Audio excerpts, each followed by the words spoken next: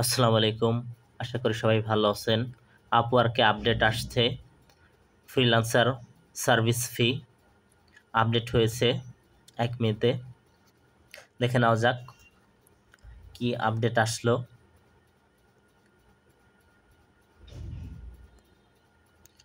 Your client is charge 260.64 USDT 12 hour গুণন 22.22।